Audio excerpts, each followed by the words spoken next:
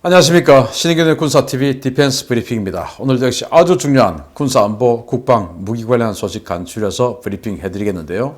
미국이 정말 끝내주는 잠수함용 무기를 만들었고, 그리고 우리 대한민국 방위사업청이 정말 말도 안 되는 위험한 발상을 발표했다는 소식을 전해드리겠습니다. 첫 번째입니다. 방위사업청이 이른바 무기 신토부리 제도라고 불리는 한국산 우선 구매 제도 BKD를 제정하고 이를 위해 관련 법령을 개정할 것이라는 소식입니다. 국민의 생명과 안전이라는 국가안보 명제보다 업체 이익을 중시하는 황당한 법이라는 비판이 쏟아지고 있습니다.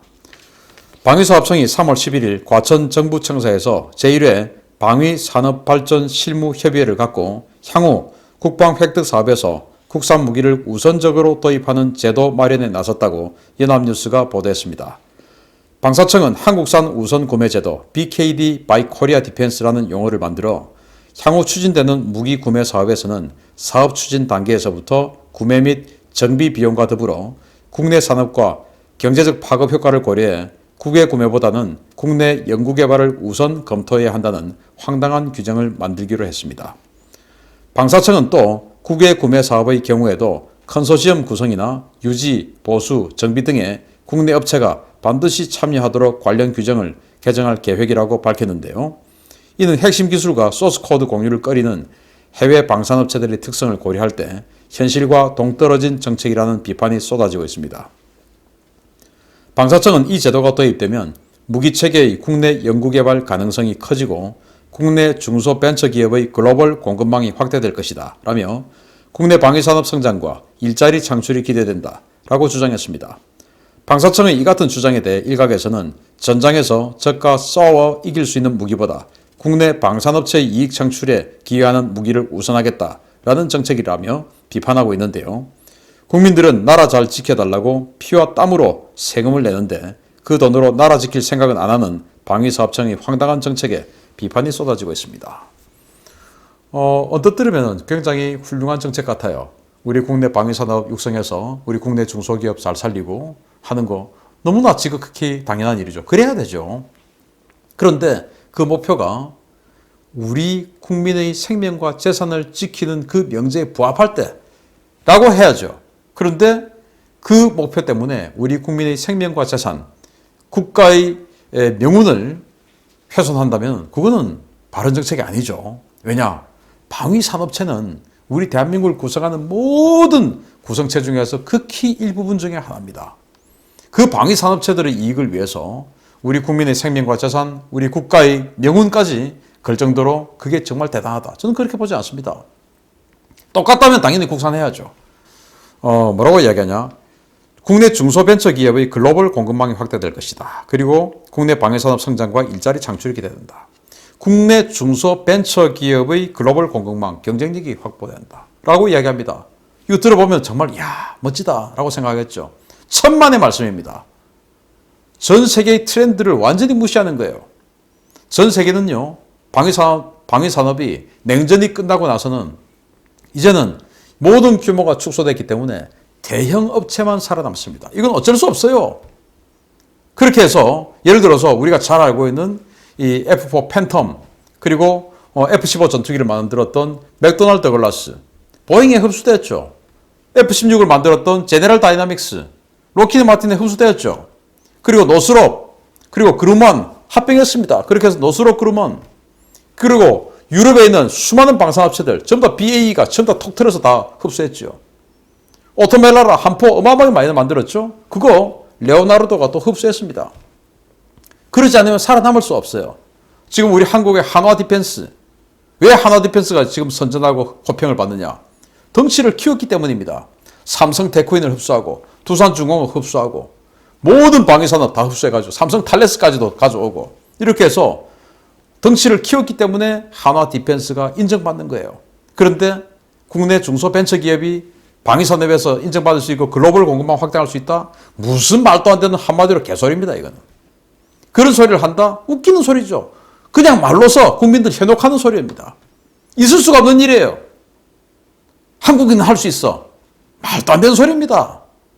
세계는 지금 이 방위산업 부분은 너무나 축소되고 있기 때문에 뭉쳐야 사는 산업이 방위산업입니다.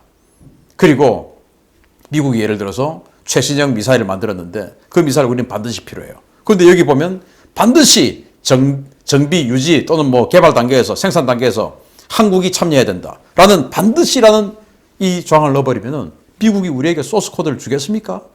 미사일 몇 발 팔기 위해서 자기들이 그렇게 심려를 기울여서 개발한 최신 무기의 그 소스 코드, 내부 정보 전부 다 우리에게 주겠습니까? 안 주죠. 이 말은 뭐냐? 최신 무기 안 사겠다 이겁니다. 그렇게 해서 2035년까지 SM-3급의 뭐 여객미사일, 탄도미사일 여객 능력 가진 미사일 만들어 주겠어요. 그렇게 해서 이지스함 지금 2026년에 나오지만 10년은 그냥 다니세요. 우리 LIG 넥스원 한화 디펜스에 매출 올려줘야 돼요. 라고 하는 게 지금 이게 방위사업청의 목적에 부합합니까? 2026년에 이지스 배치 2 만들어서 2030년 이후까지 여기에 여객미사일이 없으면은 이거 뭐하러 만듭니까? 지금 북한은 우리에게 언제든지 쏠 수 있는 핵미사일 다량으로 만들어 가고 있는데 그거 지금 시급하게 하려고 1조 원, 1조 5천억 원씩 들여서 이지스함 한 척씩 지금 사나가는 거 아닙니까?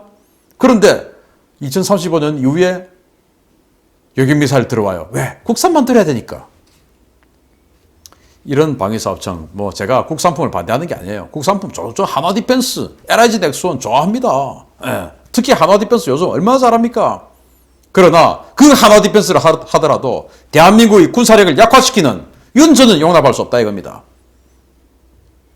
그 별자리들 몇 명의 사후 퇴직 후의 일자리를 위해서 이렇게 우리가 어마어마한 예산을 들여서 희생해야 됩니까? 그건 아니잖아요. 전 세계 트렌드를 완전히 무시하고 국민을 현혹하고 호도시키는 이 방위사업청, 이거 정말 개혁해야 되는 부서다라고 생각을 하고요. 두 번째 재미있는 이야기 해드리겠습니다. 미군이 잠수함에서 발사되는 소형 드론을 대량으로 도입하기로 결정했으며 이로 인해 미군의 감시 정찰 능력이 비약적으로 향상될 전망이라는 소식입니다. 미 해군이 잠수함 또는 무인 수정정에서 발사되는 소형 드론 블랙윙 10C를 대량으로 구매하기 위해 계약 공고를 발표했다고 더 드라이브가 현지 시각 10일 보도했습니다. 1차로 120대가 도입되는 블랙윙 10C 모델은 전장 50cm, 무게 1.8kg, 지름 7cm의 소형 무인기인데요. 캐니스터 안에서 접힌 상태로 잠수함의 어뢰 발사관이나 무인 수정정에서 발사되는 정찰용 드론입니다. 너무 작아서 레이더에 거의 탐지되지 않고 소음도 거의 없는 이 드론은 잠수함에서 발사되면 시속 157km의 속도로 1시간 이상 채공하며 전자광학 카메라와 적외선 센서로 적지를 정찰해서 영상과 사진을 아군에게 전송할 수 있는데요. 미 해군은 이 드론을 특수전 지원과 적 함대 정찰 임무에 투입할 계획입니다. 잠수함에 대량으로 운용이 가능한 이 드론은 필요할 경우 소규모 탄두를 장착해서 배회형 자폭 돌격기로 사용할 수도 있는데요. 발사 후 잠만경 심도에서 수면 위로 소형 안테나를 빼서 조종하거나 링크 16을 이용한 전술 데이터 링크에 연결된 다른 아군 자산이 이를 조종할 수도 있습니다. 미 해군은 이 드론에 대해 잠수함의 상황 인식 능력을 획기적으로 강화시킬 수 있는 날아다니는 잠만경이다 라고 표현했는데요. 미군은 블랙윙 10C를 시작으로 잠수함에서 운용하는 무인기의 종류와 숫자를 더욱 확대한다는 방침입니다. 정말 획기적인 그런 드론이네요. 이제 적진에 침투하는 공격 원자력 잠수함들이 이제 주로 이걸 활용할 텐데 네이비실들을 침투시킬 때 활용하겠죠. 그래서 뭐 우리 영화에서 봅니다. 그러면 잠수함이 이제 적의 해안에 딱 접근을 해요. 그러면서 이제 잠만경을 탁 물속으로 물 밖으로 탁 빼내고 탁 쳐다봅니다. 그리고 이제 쫙 비춰보고 적의 함대 상황이 어떻게 돼 있는지 보고 이제 네이비실들이 탁 침투를 하죠. 그런데 잠만경이 이렇게 나오면 잠만경 제 몸뚱이보다 더 굵은 거 이런 거 많습니다. 그러면은 해상 초계기나 레이더에 탐지가 될 수 있죠. 위험하죠. 그래서 잠만경이 아닌 이런 안테나를 빼서 아주 긴 안테나를 빼서 다 올리는 겁니다. 잠수함은 잠만경 심도까지 나오려고 하면은 거의 뭐 수심에서 뭐 한 2, 3m까지 함교를 올려야 되겠죠. 그러다 까딱 잘못하면 뭐 육안으로도 잠수함의 큰 덩치가 물속에 있는 게 보일 수 있겠죠. 그러니까 아주 긴 소형 가느다란 이 안테나를 물 속에서 길게 빼서 물 밖으로 올립니다. 그러면 이 정도밖에 안 되는 안테나가 물 밖에 이렇게 딱 나와 있으면은 이거는 이제 육안으로도 잘 보이지 않고 또 레이더에도 잘 감지되지 않겠죠. 두꺼운 전망경하고 다르죠. 그리고는 이제 이렇게 조그만 7cm밖에 안 되는 굵기 뭐 이런 것들을 날려보내서 탐지를 하고 1시간 이상을 다 보는 겁니다. 그렇게 해서 시속 157km가 빠르죠. 그렇게 해서 뭐 적의 상황들, 희한한 상황들 다 보면서 이걸 가지고 잠수함에서 모든 것을 이제 탐지하고 여기서 또 조정하는 것이죠. 왼쪽으로 날아가, 오른쪽으로 날아가, 더 들어가. 그리고 이제 사용이 다 되면은 배터리가 지금 배터리로 다니는 거니까 배터리가 다 닳으면 뭐 그냥 물속으로 그냥 다이빙해서 사라지는 것이죠. 작으니까.